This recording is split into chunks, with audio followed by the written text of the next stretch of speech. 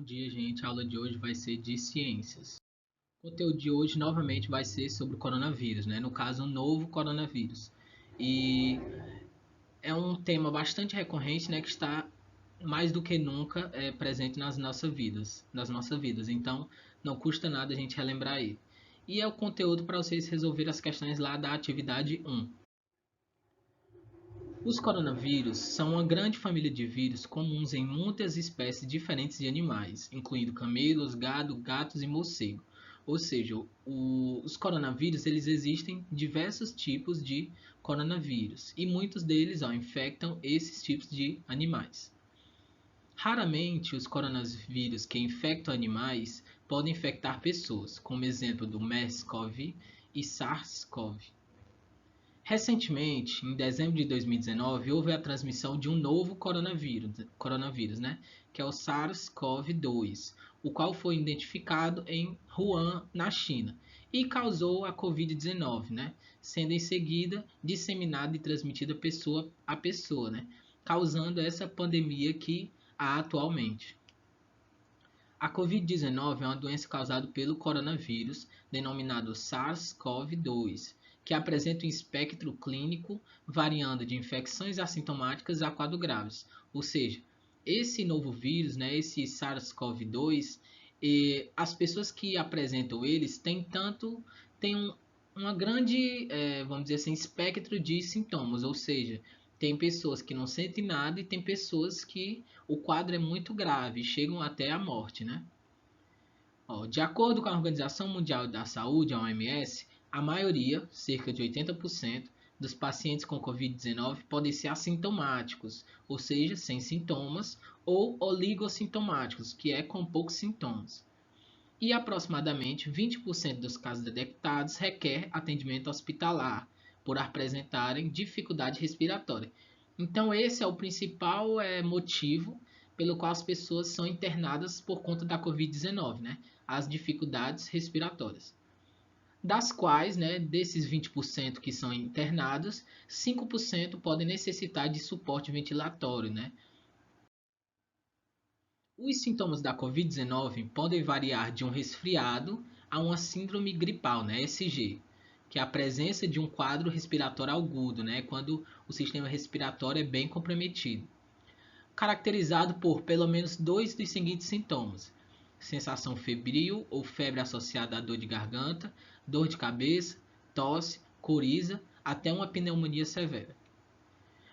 E os sintomas mais comuns da Covid-19 são tosse, febre, coriza, dor de garganta, dificuldade para respirar, perda de olfato, anosmia, alteração do paladar, ageusia, distúrbios gastrointestinais, náuseas, vômitos, diarreias, cansaço, astenia, diminuição do apetite, hiporexia e dispneia, falta de ar. A transmissão acontece de uma pessoa doente, né, obviamente, para outra pessoa, né, que não esteja doente, ou por contato próximo, por meio de toque de aperto de mão contaminadas, gotículas de saliva, espirro, tosse, catarro, objetos ou superfícies contaminadas, como celulares, mesas, talheres, maçanetas, brinquedos, teclados de computador, entre outras coisas.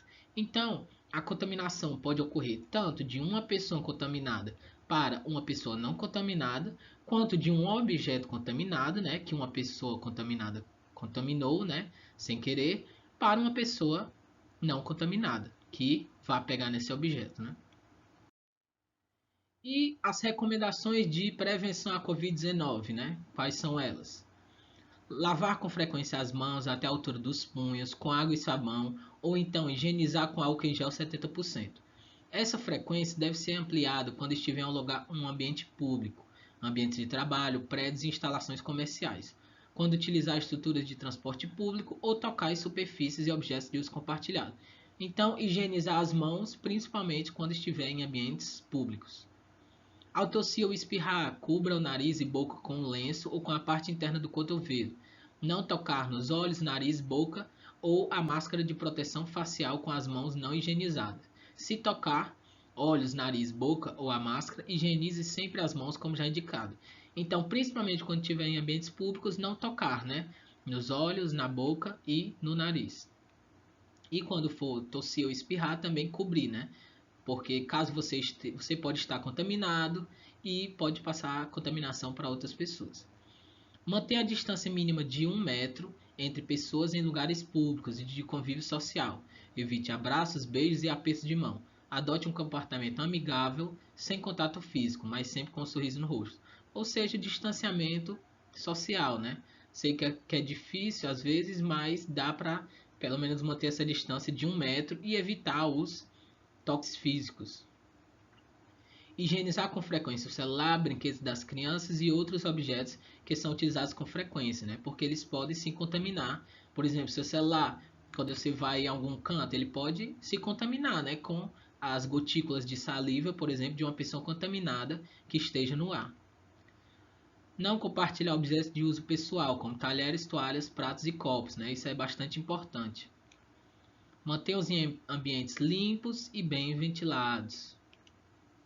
Evite circulação desnecessária nas ruas, estádios, teatros, shoppings, shows, cinemas e igrejas, né? Evitar sair, né? Ficar em casa. Se estiver doente, evite contato próximo com outras pessoas, principalmente idosos e doentes crônicos. Busque orientação pelos canais online disponibilizados pelo SUS, né? Sistema Único de Saúde, ou atendimentos de serviço de saúde e siga as recomendações dos profissionais de saúde. Durma bem e tenha uma alimentação saudável, né? Esse último aqui é importante para a saúde em geral. Recomenda-se a utilização de máscaras em todos os ambientes. As máscaras de procedência caseira ou artesanal não são equipamentos de proteção individual, EPI, mas podem funcionar como uma barreira física, em especial contra a saída de gotículas potencialmente contaminadas, né? A utilização de máscara é sempre importante, né? Um tipo de proteção contra a Covid. Agora vamos para o próximo conteúdo.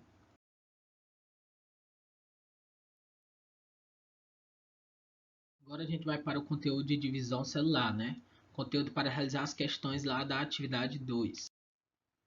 Desde 1970, uma fantástica quantidade de informações a respeito das células cancerosas, ou seja, das células cancerígenas, né, que causam o câncer, seu crescimento e sua propagação têm sido obtidas, né? Então, desde essa data, informações sobre o câncer vêm aparecendo, né? Vocês sabem que existem diversos tipos de câncer e que eles atacam os mais diversos órgãos e tecidos.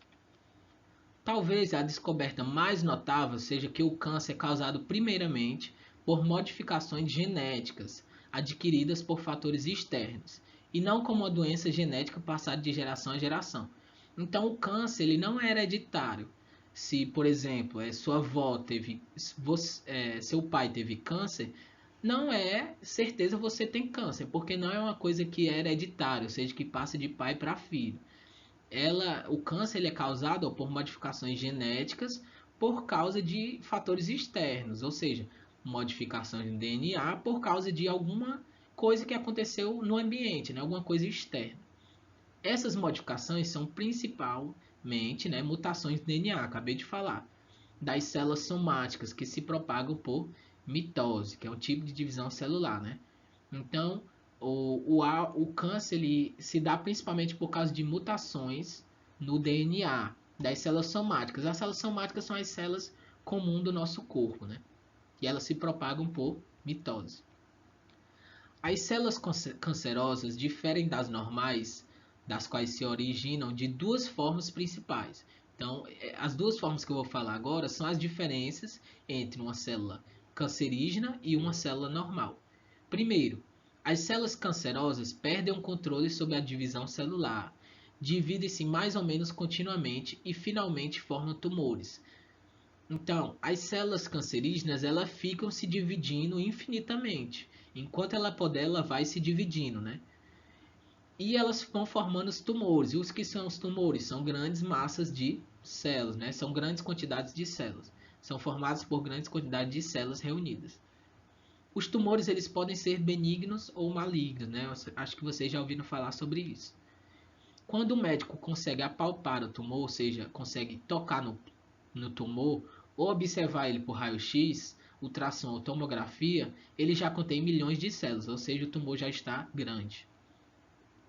A segunda e mais temerosa característica de células cancerosas consiste na capacidade de invadir os tecidos vizinhos e propagar-se para outras partes do corpo. Essa propagação do câncer é chamada de metástase. Então, as células do câncer, elas conseguem passar de um tecido para o outro, né? De um órgão para o outro. Por isso que às vezes uma pessoa que tem câncer, um câncer na pele, por exemplo, esse câncer ele pode ir para outro órgão, né? Pode causar um câncer de pulmão, um câncer no cérebro, um câncer no coração, entre outros tipos de câncer. E essa propagação do câncer, quando o câncer passa de um órgão para o outro, de um tecido para o outro, é chamada de metástase. E é isso, muito obrigado pela atenção e até a próxima.